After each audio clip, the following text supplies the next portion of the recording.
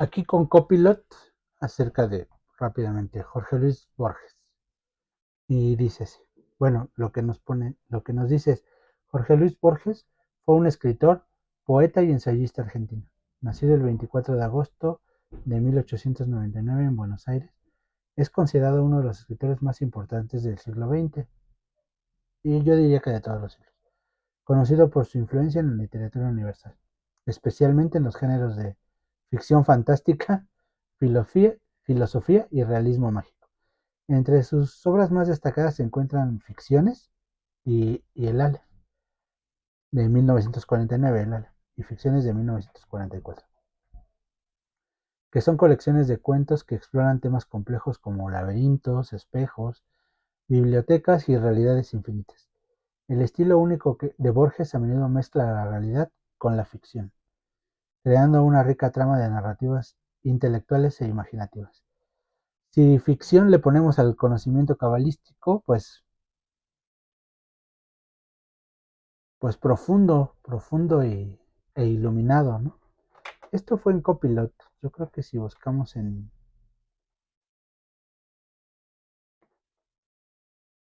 Chrome, por ejemplo, eh,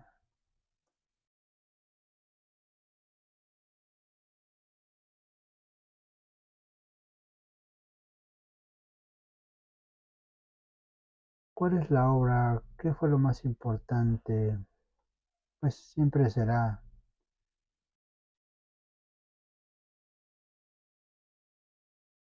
¿Qué fue lo más importante que hizo Jorge Luis Borges? Digo, esta es una pregunta aquí, obviamente limitada y demás. Dice, Borges se destacó como escritor al tener un estilo literario de cuentos, ensayos y relatos breves, pues sus textos están provistos de una vasta cultura, mundos alternativos, simbolismos, acertijos y metáforas. Entonces, por eso es que yo pongo a Jorge Luis Borges dentro de esta serie de cuentos cuánticos y,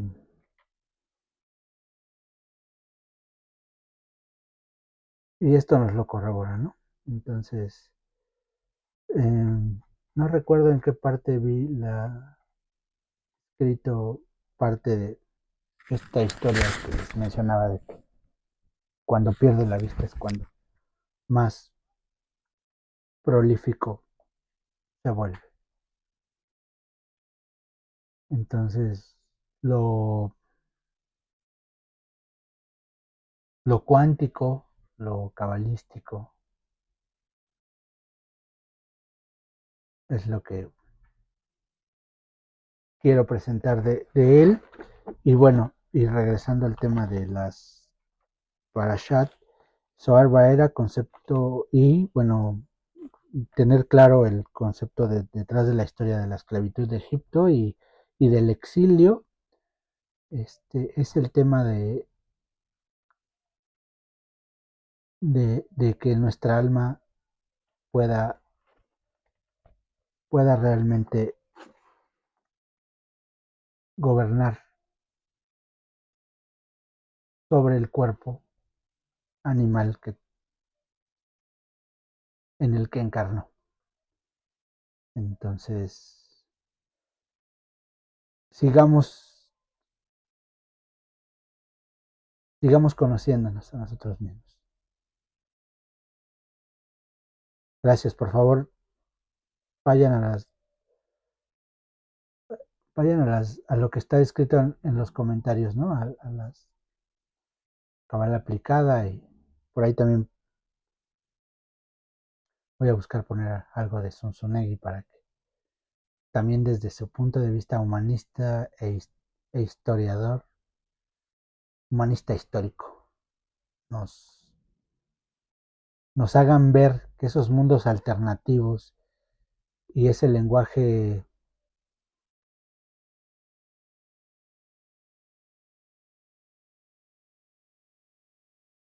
que a final de cuentas era como un código secreto que se ha ido develando para que tengamos ese conocimiento. Si eres un alma encarnada en un cuerpo, estamos aquí disfrutando estos cuentos. Y si no lo eres, también lo disfrutas. y lo conoces y te descubres.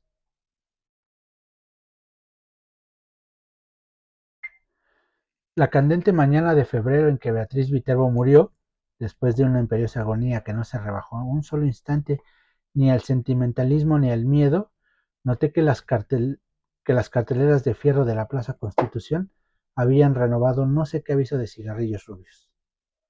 El hecho me dolió, pues comprendí que el incesante y vasto universo ya se apartaba de ella y que ese cambio era el primero de una serie infinita.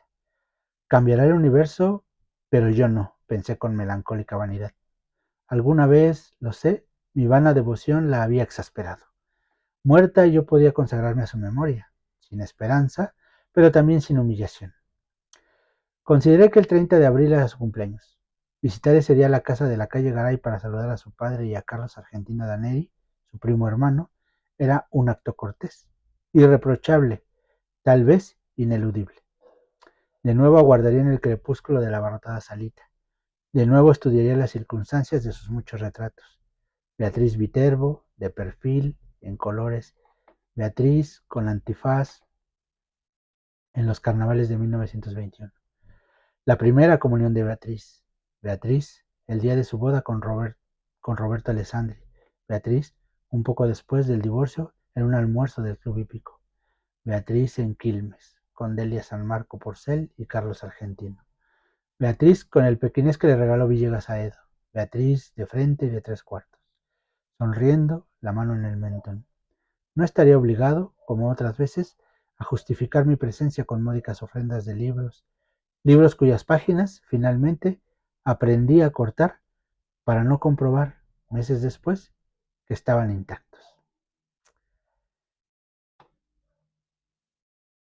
Beatriz Viterbo murió en 1929. Desde entonces no dejé de pasar un 30 de abril sin volver a su casa. Yo solía llegar a las 7:15 y quedarme unos 25 minutos. Cada año aparecía un poco más tarde y me quedaba un rato más. En 1933 una lluvia torrencial me favoreció. Tuvieron que invitarme a comer. No desperdicié, como es natural, ese buen precedente. En 1934 aparecí, ya dadas las 8, con un alfajor santafesino. Con toda naturalidad me quedé a comer. Así, en aniversarios melancólicos y vanamente eróticos, recibí las graduales confidencias de Carlos Argentino Daneri. Beatriz era alta, frágil, muy ligeramente inclinada. Había en su andar en el oxímoron es tolerable, una como graciosa torpeza, un principio de éxtasis. Carlos Argentino es rosado, considerable, canoso, de rasgos finos. Ejerce no sé qué cargo subalterno en una biblioteca ilegible de los arrabales del sur. Es autoritario, pero también es ineficaz. Aprovechaba hasta hace muy poco las noches y las fiestas para no salir de su casa. A 2 generaciones de distancia, la S italiana y la copiosa gesticulación italiana sobreviven en él. Su actividad mental es continua, apasionada, versátil y del todo insignificante. Abunda en inservibles analogías y en ociosos escrúpulos. Tiene, como Beatriz, grandes y afiladas manos hermosas. Durante algunos meses padeció la obsesión de Paul Fort, menos por sus baladas que por la idea de una gloria intachable. Es el príncipe de los poetas de Francia, repetía con fatuidad. En vano te revolverás contra él, no lo alcanzará, no la más inficionada de tus saetas. El 30 de abril de 1941 me permití agregar al alfajor una botella de coñac del país. Carlos Argentino lo probó, lo juzgó interesante y emprendió, al cabo de unas copas, una vindicación del hombre moderno. Lo evoco, dijo con una animación algo inexplicable. Lo evoco, dijo con una animación algo inexplicable, en su gabinete de estudio, como si dijéramos en la torre albarrana de una ciudad, provisto de teléfonos, de telégrafos, de fonógrafos, de aparatos de radiotelefonía, de cinematógrafos, de linternas mágicas, de glosarios, de horarios, de prontuarios, de boletines. Observó que para un hombre así facultado el acto de viajar era inútil. Nuestro siglo XX había transformado la fábula de Mahoma y de la montaña. Las montañas, ahora, convergían sobre el moderno Mahoma. Tan ineptas me parecieron esas ideas, tan pomposa su vasta exposición, que las relacioné inmediatamente con la literatura. Le dije que por qué no las escribía. Previsiblemente respondió que ya lo había hecho. Esos conceptos, y otros no menos novedosos, figuraban en el canto augural, canto prologal o simplemente canto prólogo de un poema en el que trabajaba hacía muchos años. Sin réclame, sin bullanga ensordecedora, siempre apoyado en sus dos báculos que se llaman el trabajo y la soledad. Primero abría las compuertas a la imaginación, luego hacía uso de la lima. El poema se titulaba La Tierra. Tratábase de una descripción del planeta en la que no faltaban, por cierto, la pintoresca digresión y el gallardo apóstrofe. Le rogué que me leyera un pasaje, aunque fuera breve. Abrió un cajón del escritorio, sacó un alto legajo de hojas de bloque estampadas con el membrete de la biblioteca Juan Crisóstomo Lafinur y leyó con sonora satisfacción. He visto como el griego las urbes de los hombres, los trabajos, los días de varia luz, el hambre. No corrijo los hechos, no falseo los nombres, pero el voyage que narro es autor de Machon. Estrofa a todas luces interesante, dictamino. El primer verso granjea el aplauso del catedrático, del académico, del helenista, cuando no de los eruditos a la violeta, sector considerable de la opinión. El segundo pasa de Homero a Hesíodo, todo un implícito homenaje en el frontis del flamante edificio al padre de la poesía didáctica. No sin remozar un procedimiento cuyo abolengo está en la escritura, la enumeración congerie o conglobación. El tercero, barroquismo, decadentismo, culto depurado y fanático de la forma, consta de dos hemistiquios gemelos. El cuarto, francamente bilingüe, me asegura el apoyo incondicional de todo espíritu sensible a los desenfadados envites de la facesia. Nada diré de la rima rara ni de la ilustración que me permite, sin pedantismo, acumular en 4 versos 3 alusiones eruditas que abarcan 30 siglos de apretada literatura. La primera a la Odisea, la segunda a los trabajos y días, la tercera a la bagatela inmortal que nos deparan los socios de la pluma del saboyano. Comprendo una vez más que el arte moderno exige el bálsamo de la risa, el scherzo. Decididamente tiene la palabra Goldoni. Otras muchas estrofas me leyó que también obtuvieron su aprobación y su comentario profuso. Nada memorable había en ellas. Ni siquiera las juzgué mucho peores que la anterior. En su escritura habían colaborado la aplicación, la resignación y el azar. Las virtudes que Danelli les atribuía eran posteriores. Comprendí que el trabajo del poeta no estaba en la poesía, estaba en la invención de razones para que la poesía fuera admirable. Naturalmente, ese ulterior trabajo modificaba la obra para él, pero no para otros. La dicción oral de Danelli era extravagante. Su torpeza métrica le vedó, salvo contadas veces, transmitir esa extravagancia al poema. Creo que yo también tengo esa torpeza métrica. Una sola vez en mi vida he tenido ocasión de examinar los 15.000 dodecasílabos del Polybion, o Polybion, esa epopeya topográfica en la que Michael Drayton registró la fauna, la flora, la hidrografía, la orografía, la historia familiar, la historia militar y monástica de Inglaterra. Estoy seguro de que ese producto considerable, pero limitado, es menos tedioso que la vasta empresa congénere de Carlos Argentino. Este se proponía versificar toda la redondez del planeta.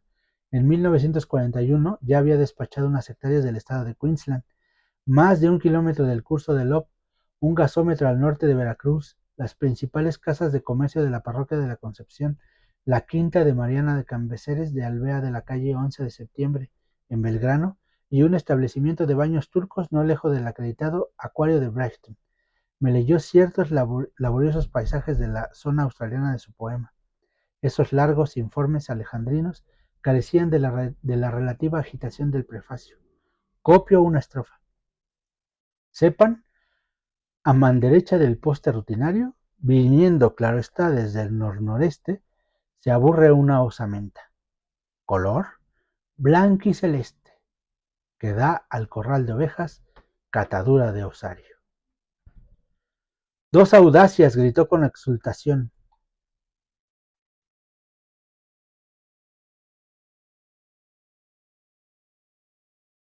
Perdón, me perdí.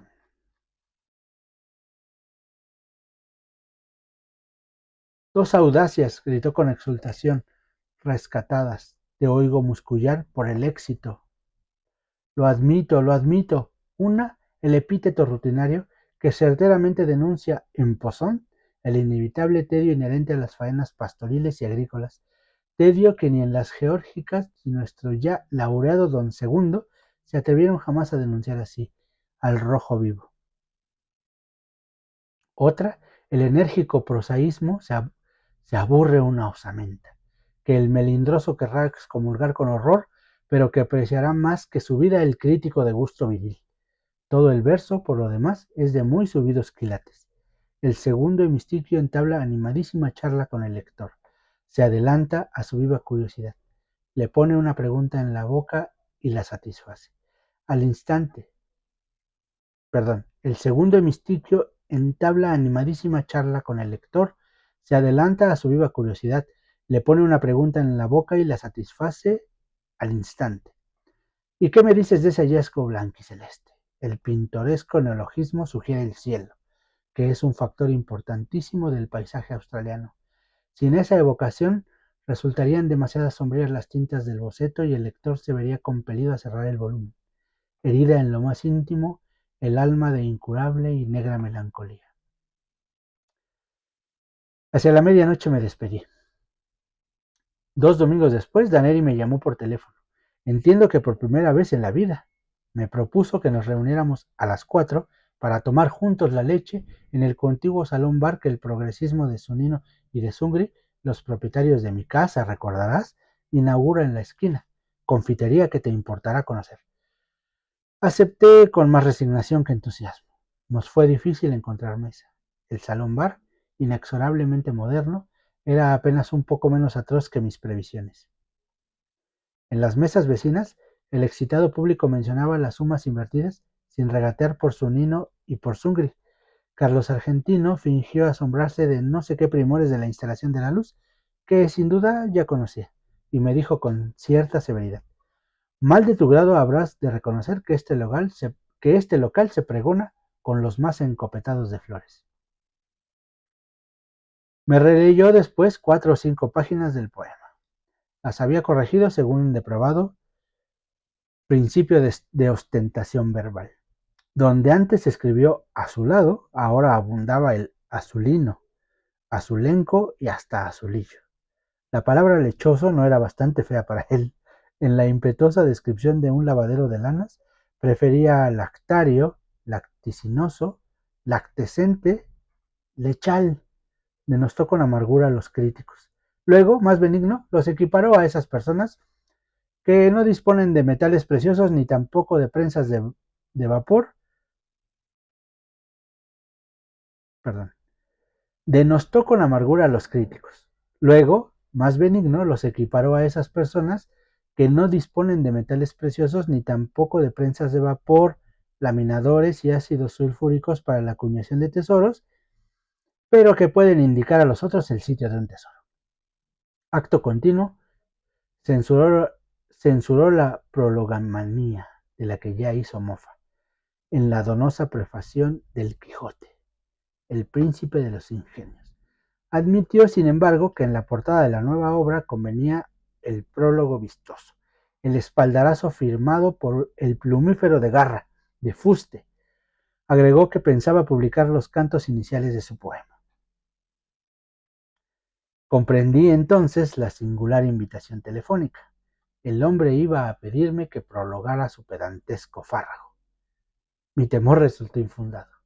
Carlos Argentino observó, con admiración rencorosa, que no creía errar en el epíteto al calificar de sólido el prestigio logrado en todos los círculos por Álvaro Melián Lafinur, hombre de letras que, si yo me empeñaba, prolongaría con embeleso el poema.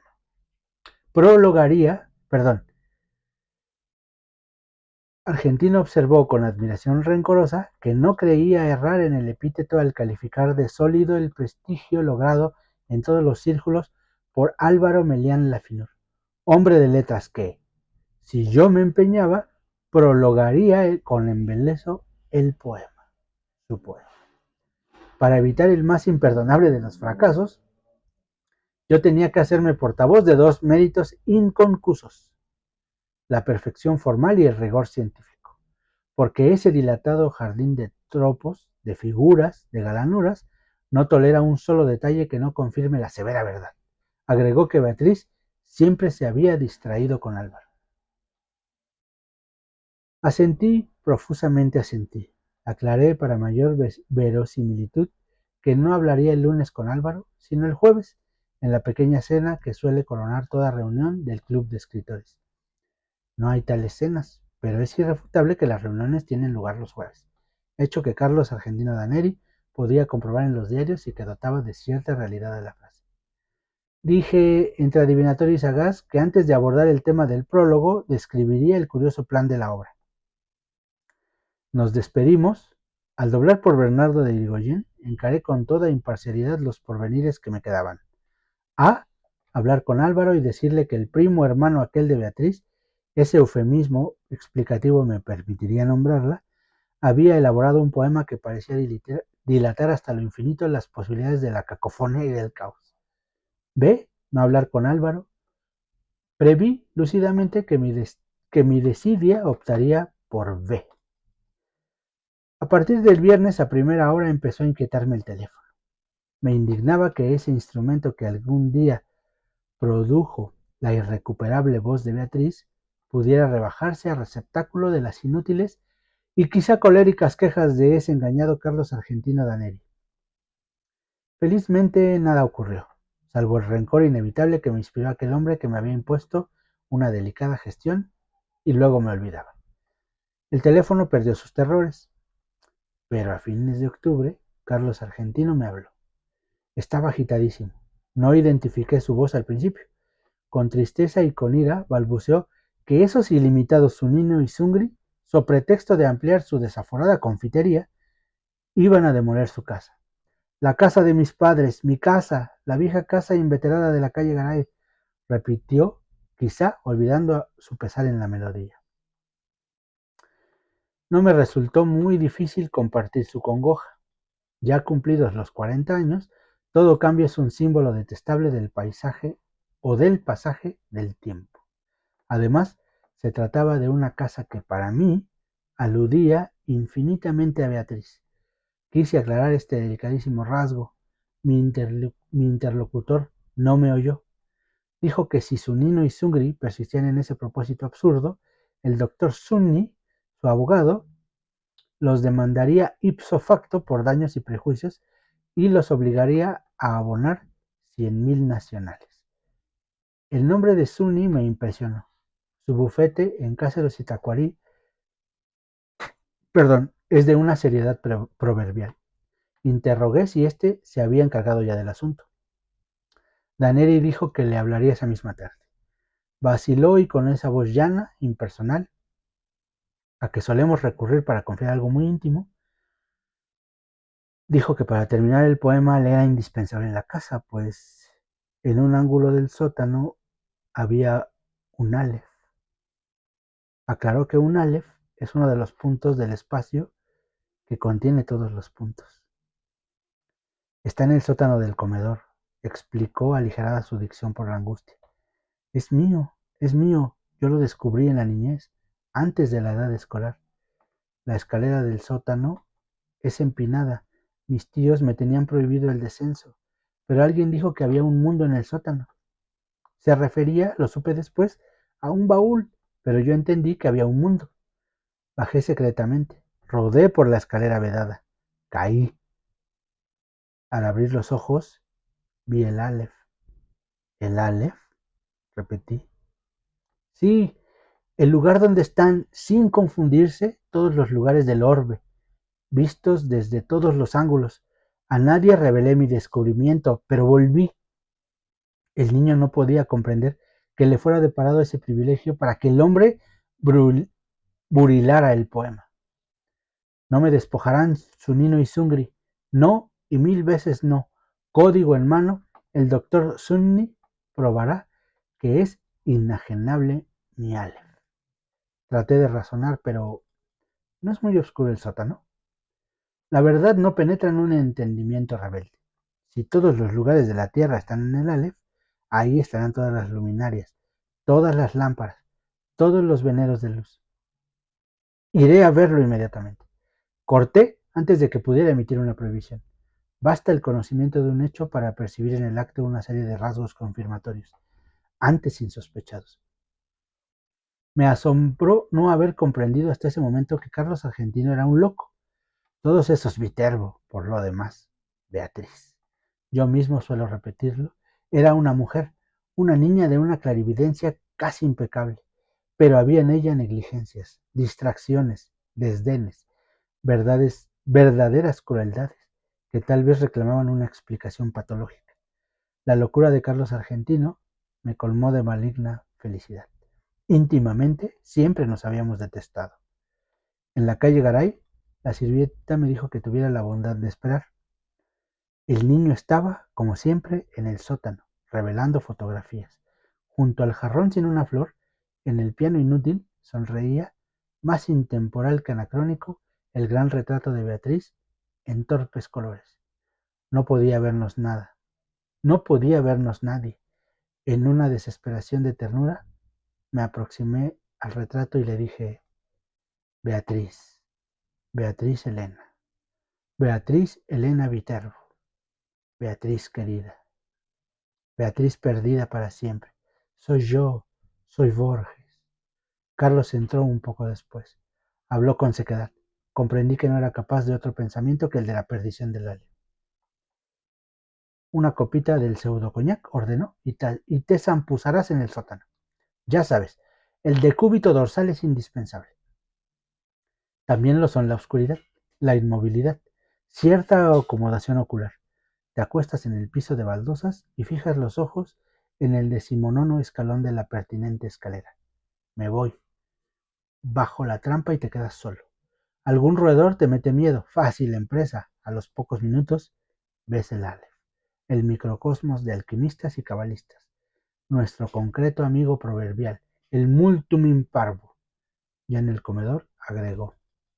Claro está que si no lo ves, tu incapacidad no invalida mi testimonio. Baja, muy en breve podrás entablar un diálogo con todas las imágenes de Beatriz.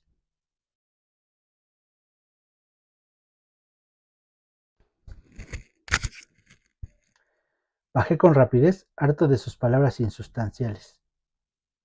El sótano, apenas más ancho que la escalera, tenía mucho más de pozo. Con la mirada busqué en vano el baúl de que Carlos Argentino me habló. Unos cajones con botellas y unas bolsas de lona entorpecían un ángulo. Carlos tomó una bolsa, la dobló y la acomodó en un sitio preciso. La almohada es humildosa, explicó, pero si la levanto un solo centímetro, no verás ni una pieza y te quedas corrido y avergonzado. Repatinga en el suelo ese corpachón y cuenta 19 escalones. Cumplí con sus ridículos requisitos. Al fin se fue.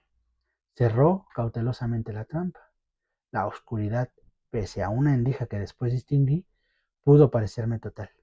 Súbitamente comprendí mi peligro. Me había dejado soterrar por un loco, luego de tomar un veneno. Las bravatas de Carlos transparentaban el íntimo terror de que yo no viera el prodigio. Carlos, para defender su delirio, para no saber que estaba loco, tenía que matarme.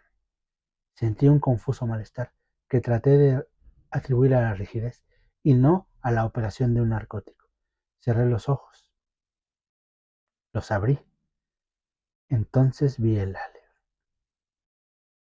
Arribo ahora al inefable centro de mi relato. Empieza aquí mi desesperación de escritor. Todo lenguaje es un alfabeto de símbolos cuyo ejercicio presupone un pasado que los interlocutores comparten.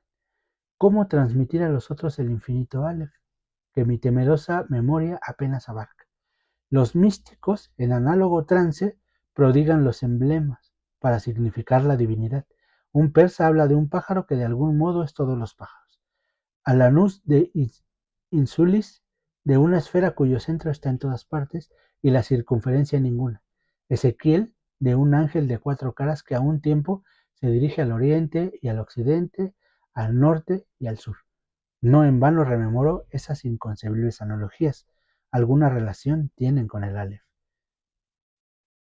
Quizá los dioses no me negarían el hallazgo de una imagen equivalente, pero este informe quedaría contaminado de literatura, de falsedad. Por lo demás, el problema central es irresoluble, la enumeración, siquiera parcial, de un conjunto infinito. En ese instante gigantesco he visto millones de actos deleitables y atroces. Ninguno me asombró como el hecho de que todos ocuparan el mismo punto, sin superposición y sin transparencia. Lo que vieron mis ojos fue simultáneo, lo que transcribiré sucesivo, porque el lenguaje lo es.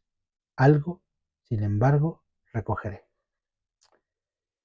En la parte inferior del escalón, hacia la derecha, vi una pequeña esfera tornasolada de casi intolerable fulgor. Al principio la creí giratoria. Luego comprendí que ese movimiento era una ilusión producida por los vertiginosos espectáculos que encerraba. El diámetro del Aleph sería de 2 o 3 centímetros, pero el espacio cósmico estaba ahí, sin disminución de tamaño. Cada cosa, la luna del espejo, digamos, era infinitas cosas, porque yo claramente la veía desde todos los puntos del universo. Vi el populoso mar, vi el alba y la tarde, vi las muchedumbres de América, vi una plateada telaraña en el centro de una negra pirámide, vi un laberinto roto, era Londres, vi interminables ojos inmediatos escrutándose, en mí como en un espejo. Vi todos los espejos del planeta y ninguno me reflejó. Vi en un traspatio la calle Soler las mismas baldosas que hace 30 años vi en el zaguán de una casa de fraiventos. Vi racimos, nieve, tabaco, vetas de metal, vapor de agua. Vi convexos, desiertos ecuatoriales y cada uno de sus granos de arena. Vi en Inverness a una mujer que no olvidaré. Vi la violeta cabellera, el altivo cuerpo, vi un cáncer en el pecho, vi un círculo de tierra seca en una vereda, donde antes hubo un árbol, vi una quinta de Aldrogué, un ejemplo de la primera versión inglesa de Plinio, la de Philemon Holland. Vi a un tiempo cada letra de cada página. De chico, yo solía maravillarme de que las letras de un volumen cerrado no se mezclaran y perdieran en el decurso de la noche. Vi la noche y el día contemporáneo. Vi un poniente en Querétaro que parecía reflejar el color de una rosa en Bengala. Vi mi dormitorio sin nadie. Vi un gabinete de Alkmaar, un globo terráqueo entre dos espejos que lo multiplicaban sin fin. Vi caballos de crina remolinada en una playa del mar Caspio en el alba. Vi la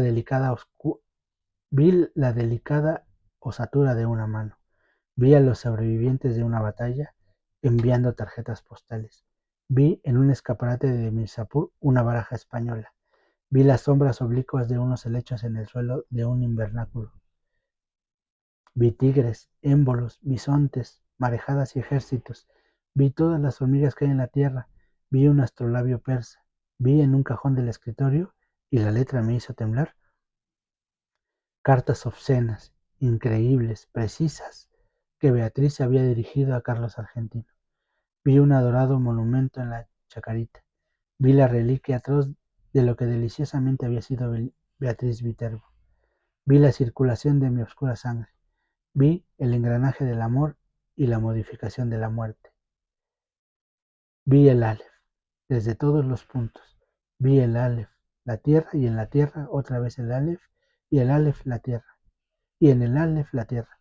Vi mi cara y mis vísceras. Vi tu cara y sentí vértigo y lloré, porque mis ojos habían visto ese objeto secreto y conjetural, cuyo nombre usurpan los hombres, pero que ningún hombre ha mirado, el inconcebible universo. Sentí una infinita veneración, infinita lástima. Tarumba, habrás quedado de tanto curiosear donde no te llaman, dijo una voz aborrecida y jovial. Aunque te devanes los sesos, no me pagarás en un siglo esta revelación. ¡Qué observatorio formidable, Che Borges! Los zapatos de Carlos Argentino ocupaban el escalón más alto. En la brusca penumbra acerté a levantarme y balbucear. Formidable, sí, formidable.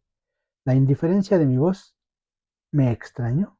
Ansioso, Carlos Argentino insistía: ¿lo viste todo bien? ¿En colores? En ese instante concebí mi venganza. Benévolo, manifiestamente apiadado, nervioso, evasivo, agradecí a Carlos Argentino Danelli la hospitalidad de su sótano y lo insté a aprovechar la demolición de la casa para alejarse de la perniciosa metrópoli. Que a nadie, créanme que a nadie, perdona. Me negué con suave energía a discutir el Aleph. Lo abracé al despedirme y le repetí que el campo y la serenidad son dos grandes médicos. En la calle, en las escaleras de Constitución, en el subterráneo, me parecieron familiares todas las caras. Temí que no quedara una sola capaz de sorprenderme. Temí que no me abandonara jamás la impresión de volver. Felizmente, al cabo de unas noches de insomnio, me trabajó otra vez el olvido. Postdata del 1 de marzo de 1943. A los 6 meses de la demolición del inmueble de la calle Garay, la editorial Procusto no se dejó arredrar por la longitud del considerable poema y lanzó al mercado una selección de trozos argentinos. Huelga repetir lo ocurrido. Carlos Argentino Danelli recibió el segundo Premio Nacional de Literatura. El primero fue otorgado al doctor Aita, el tercero al doctor Mario Bonfanti. Increíblemente, mi obra Los naipes del Tajur no logró un solo voto. Una vez más, triunfaron la incomprensión y la envidia. Hace ya mucho tiempo que no consigo ver a Danelli. Los diarios dicen que pronto nos dará otro volumen. Su afortunada pluma, no entorpecida ya por el Aleph, se ha consagrado a versificar los epítomes del doctor Acevedo Díaz. Dos observaciones quiero agregar. Una sobre la naturaleza del Aleph, otra sobre su nombre. Este, como es sabido, es el de la primera letra del alfabeto de la lengua sagrada. Su aplicación al disco de mi historia no parece casual. Para la Cábala, esa letra significa el Ein Sof, la ilimitada y pura divinidad. También se dijo que tiene la forma de un nombre que señala el cielo y la tierra para indicar que el mundo inferior es el espejo y es el mapa del superior. Para la Mengelere,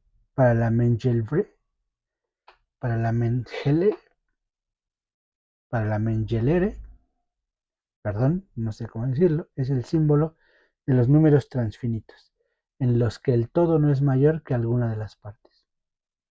Yo querría saber, ¿eligió Carlos Argentino ese nombre o lo leyó aplicado a otro punto donde convergen todos los puntos en alguno de los textos innumerables que el Aleph de su casa le reveló? Por increíble que parezca, yo creo que hay o que hubo otro Aleph. Yo creo que el Aleph de la calle Garay era un falso Aleph. Doy mis razones. Hacia 1867, el capitán Burton ejerció en el Brasil el cargo de cónsul británico. En julio de 1942, Pedro Enrique Sureña describió en una biblioteca de Santos un manuscrito suyo que versaba sobre el espejo que atribuye el Oriente a Iskandar Su, al Carnain o Alejandro Bicorne de Macedonia. En su cristal se reflejaba el universo entero. Burton menciona otros artificios congéneres. La cétuple copia de Kai-Horsu, el espejo que Tariq Ben Zayed encontró en una torre, las mil y una noches, el espejo que Luciano de Samosata pudo examinar en la luna, historia verdadera, la lanza especular que el primer libro de Satiricón de Capella atribuye a Júpiter, el espejo universal de Merlín, redondo y hueco y semejante a un mundo de vidrio, de Fairy Queen, y añade estas curiosas palabras: pero los anteriores, además del defecto de no existir, son meros instrumentos de óptica. Los fieles que concurren a la mezquita de Amr en el Cairo saben muy bien que el universo está en el interior de una de las columnas de piedra que rodean el patio central. Nadie, claro está, puede verlo, pero quienes acercan el oído a la superficie declaran percibir al poco tiempo su atareado rumor. La mezquita data del siglo VII. Las columnas proceden de otros templos de religiones anteislámicas, pues como ha escrito Ibn Jaldún, en las repúblicas fundadas por nómadas es indispensable el concurso de forasteros para todo lo que sea albañilería. ¿Existe ese Aleph en lo íntimo de una piedra? ¿Lo he visto cuando vi todas las cosas y lo he olvidado? Nuestra mente es porosa para el olvido. Yo mismo estoy falseando y perdiendo, bajo la trágica erosión de los años, los rasgos de Beatriz Viterbo.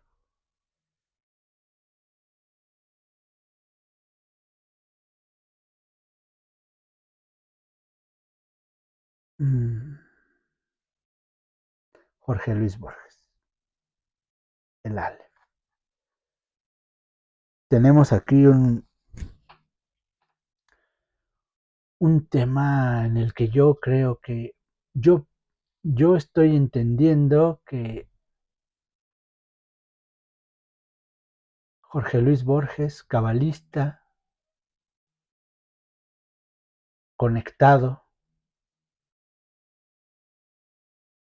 iluminado,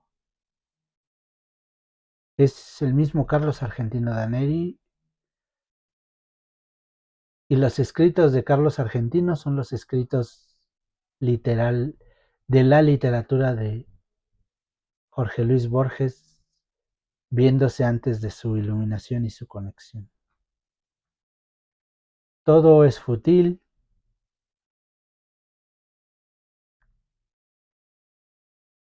envidioso y demás, y muy distinto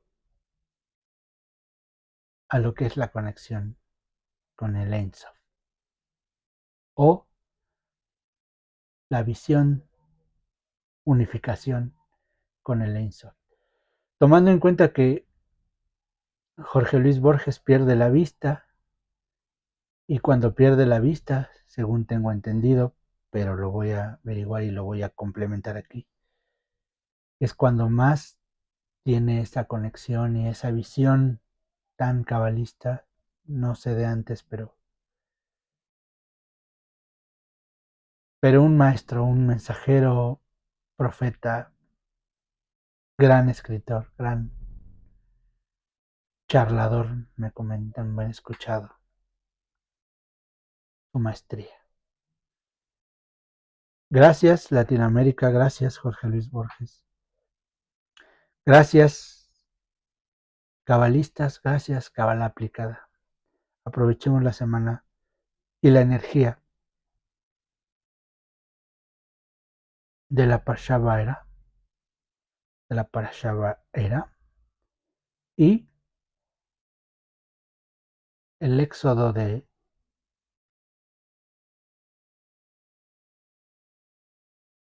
del alma esclavizada por el cuerpo, para que el alma que somos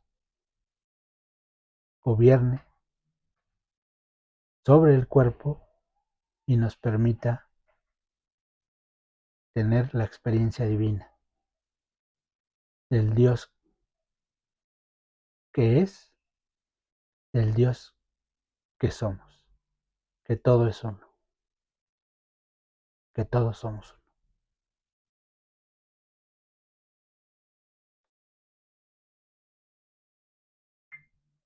Bueno, y a este respecto que estaba viendo de Jorge Luis Borges, aquí en un fragmento del Economista, dice que en 1973, en un encuentro con Álvaro Galvez, eh, dice, ¿qué es la poesía? Es la pregunta que lanzó el comunicador Álvaro Galvez y Fuentes en la conversación Edoctum, encuentro, transmitida en 1973 en televisión abierta, a la que se dio cita un selecto grupo de intelectuales, todos masculinos: Salvador Elizondo, Juan José Arreola, Germán Bleifer, un joven Juan García Ponce y el invitado más destacado, en torno a quien prácticamente giró la conversación, Jorge Luis Borges. en su primera visita a nuestro país, México. En aquella transmisión, disponible en YouTube, es posible advertir uno de esos grandes momentos de devoción que muchos de los autores fundamentales de la literatura mexicana del siglo XX profesaban por Borges. En realidad todo lo que importa y vale en este mundo, es decir, lo que legitima nuestra condición de hombres, es lo poético, declaró Arreola. Entiéndase toda expresión correspondiente a su época, sin desdeñar el ojo crítico de género y, para rendir pleitesía al escritor argentino ahí presente, sentado a su lado, Arreola, con la vehemencia y los pelos erizados que le caracterizaban, adelantó: yo no me perdonaría aquí, en este programa, si no dijera unas cuantas líneas escritas por Jorge Luis Borges, para que sea un ejemplo de lo que él ha hecho como modificador, renovador, enriquecedor de la lengua para aprendizaje de sus lectores. Son unas cuantas líneas. Sería muy bonito que luego nuestros amigos García Ponce, Bleichberg, Elizondo dijeran dónde está la modificación y el secreto para que estas palabras sean radicales y, me atrevo a decirlo, con permiso de usted, dirigiéndose a Borges, eternas. El poema que leyó, Arreola se puso los lentes, abrió las páginas de un libro previamente elegidas y leyó el poema H. O. del autor argentino. El poema es este. En cierta calle hay cierta firme puerta con su timbre y su número preciso y un sabor a perdido paraíso, que en los atardeceres no está abierta a mi paso. Cumplida la jornada, una esperada voz me esperaría en la disgregación de cada día y en la paz de la noche enamorada. Esas cosas no son. Otra es mi suerte. Las vagas horas, la memoria impura, el abuso de la literatura y en el confín la no gustada muerte. Solo esa piedra quiero. Solo pido las dos abstractas fechas y el olvido.